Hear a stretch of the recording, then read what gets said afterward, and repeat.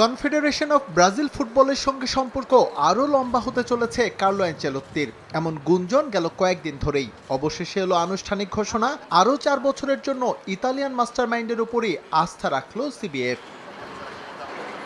ভঙ্গুর একটা দলকে বিশ্বকাপ বাছাই থেকে চূড়ান্ত পর্বে তোলা এবং সবাইকে এক সুতোয় গাঁথার জন্যই এই পুরস্কার ডন কার্লোর। চুক্তির ক্লজ অনুযায়ী 2030 সাল পর্যন্ত তিনি সামলাবেন ব্রাজিলের ডাগআউট। মূল টার্গেট স্পেন, পর্তুগাল এবং মরক্কো বিশ্বকাপের আগে আবারও ব্রাজিলকে পুরনো ছন্দে ফিরিয়ে আনা।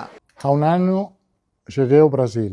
নতুন এই চুক্তিতে অবশ্যই আমি খুশি। আরও 4 বছর আমি সিবিএফ এর সঙ্গে কাজ করতে পারবো, এটা আমাকে রোমাঞ্চিত করছে। আশা করি 2030 বিশ্বকাপের জন্য দলকে প্রস্তুত করার আরেকটি সুযোগ পাবো। আমার উপর পুনরায় আস্থা রাখার জন্য কৃতজ্ঞ।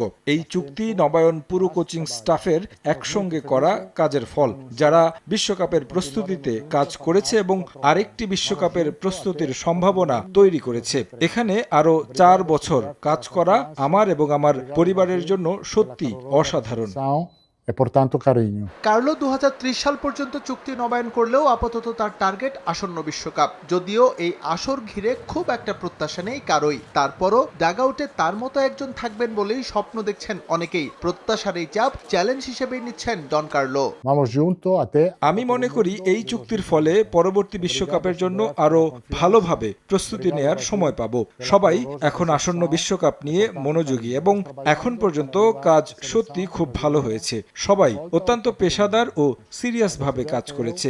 এছাড়াও আমি মনে করি খেলোয়াড়রা এই বিশ্বকাপের জন্য ভালো অবস্থায় থাকবে। আমার বিশ্বাস আমরা এই বিশ্বকাপে ভালোভাবে প্রতিদ্বন্দ্বিতা করতে পারব।